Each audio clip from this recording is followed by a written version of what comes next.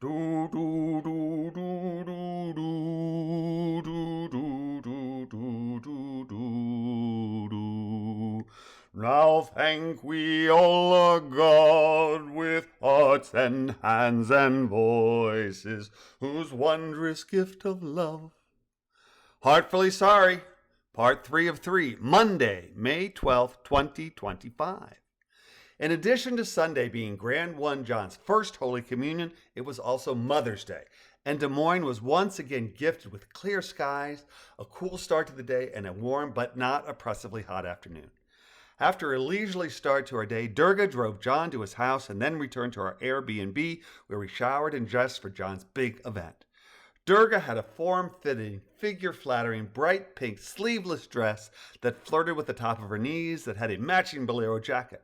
Her 5-centimeter heel pumps brought her to 6 feet in height, which coalesced into her being the sexiest granny in the church. The last wedding we attended together, John wore a gray suit that closely matches one I bought decades ago. I'd also matched his light blue shirt and worn a similar tie.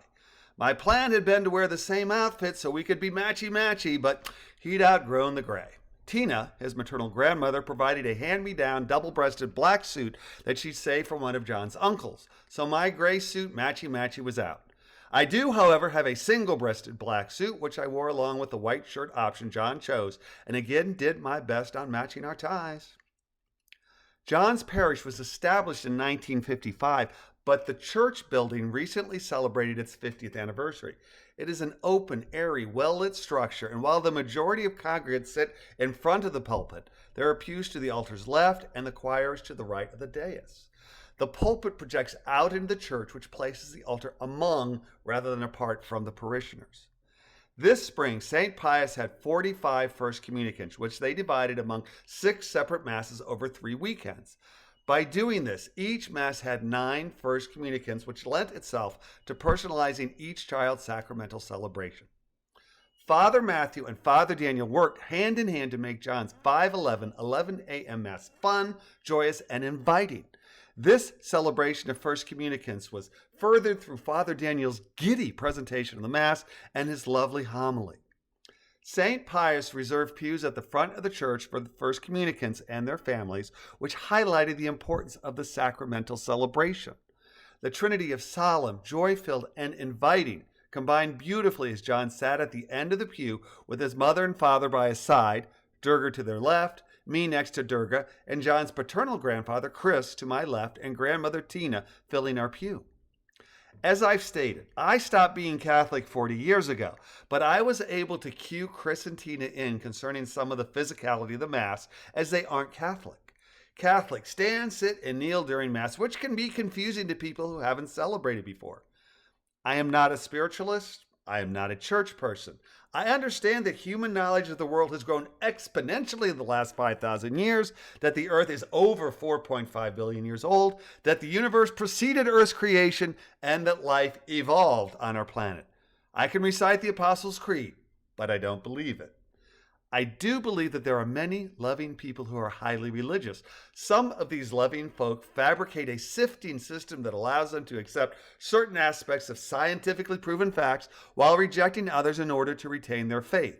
While some focus on accepting that God is good, God is great, but we humans are grasping at the vast wonder of the universe, and that many things we thought were God-given truths about the nature of our universe are actually attempts on our part to figure out who we are, where we belong, and how we should treat others and our planet. Does it matter to me where someone falls on this continuum concerning the infallibility of sacred text? It does. But far more important is that we follow God's, in this case Jesus' commandment of loving our neighbor as we love ourselves. And if it brings joy, peace, or stability to someone to also proclaim that he loves the Lord with all his heart, then I say God bless. Love yourself, love your neighbor, love your fellow humans, and let them love themselves, be themselves, and love whom they will. God should not be a straitjacket. God should be a warm hug and a helping hand.